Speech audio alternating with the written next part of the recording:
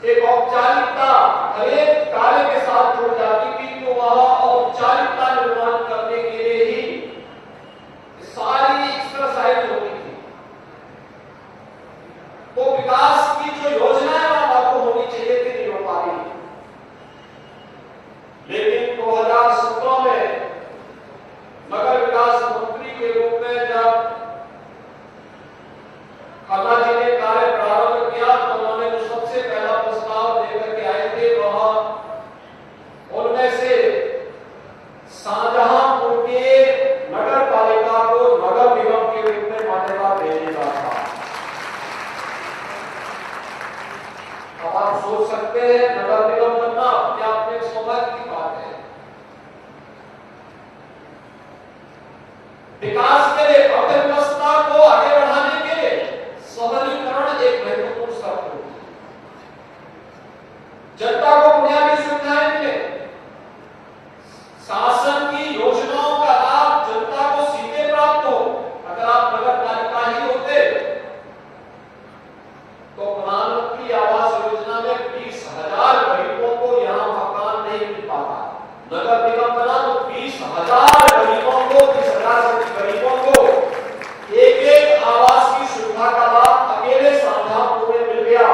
और आज मुझे प्रसन्नता है कि शाहजहांपुर में अब तक 10,170 गरीबों के मकान बन गए हैं और 10,000 लोगों के मकान जो बन रहे हैं। अभी मैं मंच में देख रहा था, पूछ रहा था लोगों से कि आपका मकान बन गया? तो उन्होंने कहा हाँ मकान बन गया। मैंने कहा कितना पैसा मिला है? उन्होंने कहा 2.5 लाख रुपया मिला।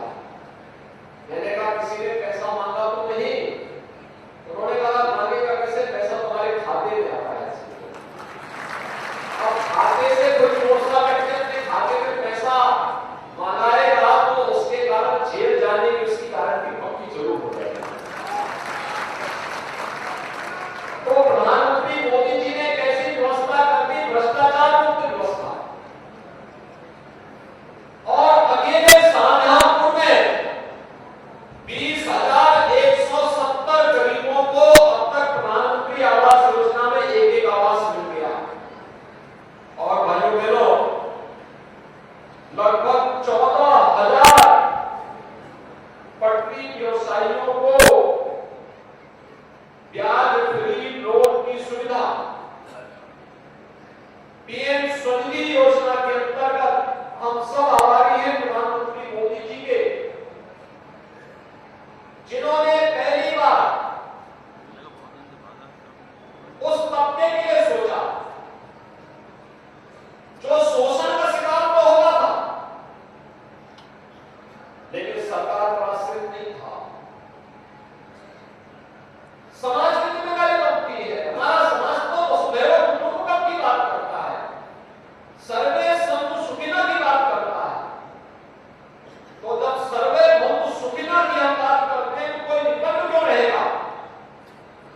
और प्रधानमंत्री मोदी जी ने सबका साथ और सबके विकास के भावनाओं के रूप पीएम स्वनिधि योजना के अंतर्गत ब्याज फ्री लोन की व्यवस्था उनको की।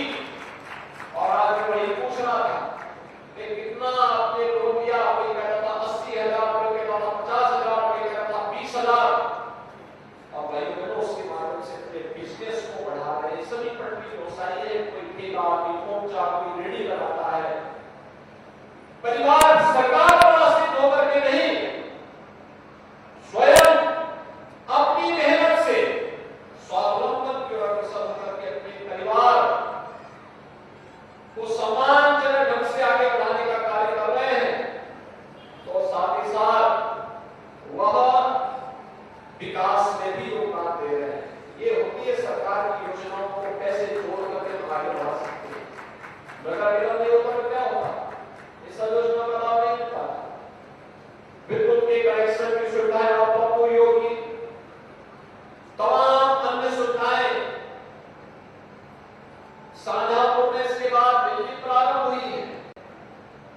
और यहां पर जितेंद्र प्रसाद जी जो बात कर रहे थे, परशुराम धाम के विकास का कार्य हो, यहां के सभी तीर्थ स्थलों को जोड़ने का कार्य हो, यहां पे फ्लाईओवर और अच्छे मार्गों के निर्माण के कार्य को तीव्रता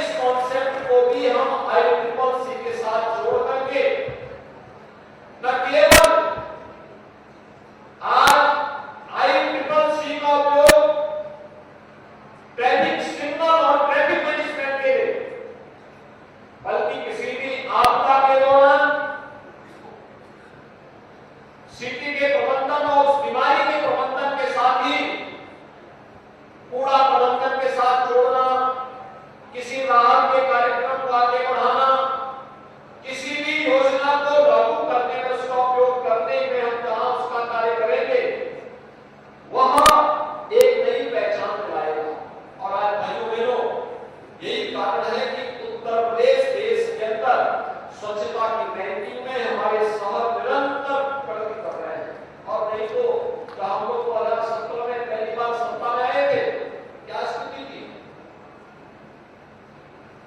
देश में सबसे गंदे 100 उत्तर प्रदेश के अंदर, और उनमें से सबसे नीचे पायदान पर एक सिटी था उत्तर प्रदेश का, वो गोंडा का था, उत्तर प्रदेश का ही। तो 100 में उत्तर प्रदेश का कोई शहर नहीं था। और आज मैं कह सकता हूं कि टॉप 100 में उत्तर प्रदेश के सभी 17 नगर निगम आते हैं, उसके दायरे आते हैं। और सीपी इसमें से आज तो देश के अंदर स्वच्छता के सर्वेक्षण जब होते हैं या भारत सरकार की प्रधानमंत्री जी की फ्लैगशिप स्कीम के अंतर्गत तमाम योजनाओं को लागू करने में उत्तर प्रदेश के जनपद टॉप कैमरे में आते हुए दिखाई देते हैं। ये हमारे और प्रदेश की जनता को मिलने वाली सुविधाओं का लाभ इसके माध्यम से देखा जा सकता है। और इसलिए मैं आज आपके पास आया हूं 2 कार्यों के लिए। नगर निकाय का चुनाव है और नगर निगम का पहली बार चुनाव शाहजहांपुर में होना है, इसलिए आपके सभी विधायक हमारे चुनाव के लिए। तो अब इस बार नगर निगम का पहला चुनाव होगा, तो वहां पर भी विकास के कार्यों को भी शाहजहांपुर को करना चाहिए। अच्छा बोर्ड का गठन करेंगे तो डबल इंजन की सरकार की विकास की स्पीड के साथ साथ ट्रिपल इंजन भी अगर जुड़ जाएगा तो हम कहां भी लोगों के साथ दिखता हुआ दिखाई देगा।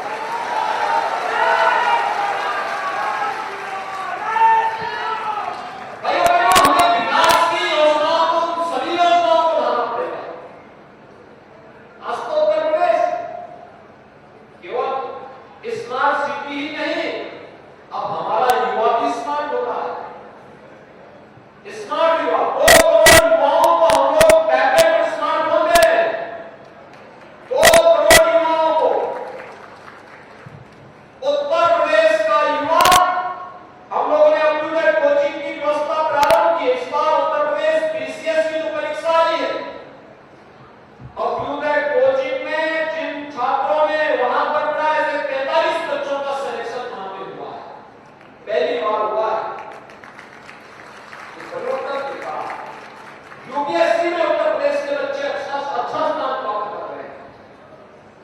कोविड कालखंड एक चुनौती थी सबके सामने, लेकिन उसकी परवाह न करते हुए लगातार प्रधानमंत्री मोदी जी के मार्गदर्शन में, उनके नेतृत्व में जो कार्य हुआ, आज उसका परिणाम राजस्थान में नई अर्थव्यवस्था के रूप में उत्तर प्रदेश देश की सबसे अच्छी अर्थव्यवस्था के रूप में आगे बढ़ रहा है। और उत्तर प्रदेश को देश की नंबर 1 की अर्थव्यवस्था बनाने के लिए ही आज एक नई एक्सरसाइज हुई। अच्छे शहर बने, जनता को बुनियादी सुविधाएं मिले, हमारे शहर भी, हमारे जनपद भी कोई शिक्षा का हब बने, कोई स्वास्थ्य का हब बने, कोई एमएसएमई और उद्योग का हब बने, कोई आईटी और आईटीएमएस का हब बने, कोई एग्रीकल्चर स्टार्टअप का हब बने। अलग-अलग मॉडल के रूप में सभी 75 जनपद जैसे वन डिस्ट्रिक्ट वन प्रोडक्ट के रूप में आज देश के अंदर एक यूनिक योजना हम लोगों ने उत्तर प्रदेश के अंदर भी, ऐसे ही उत्तर प्रदेश को भी हमें आगे बढ़ाने की दिशा में प्रयास करना है। और उस प्रयास के क्रम में आज मैं आह्वान करने के लिए आया हूं। आपने भी कुछ देर पहले एक फिल्म देखी होगी, एक फिल्म आपने देखा होगा, उत्तर प्रदेश में एक इन्वेस्टर समिट होने जा रहा है, ग्लोबल इन्वेस्टर समिट।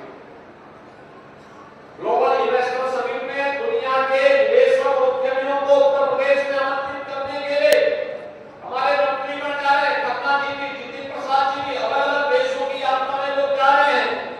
लोगों को बुलाएंगे, उत्तर प्रदेश में निवेश करिए।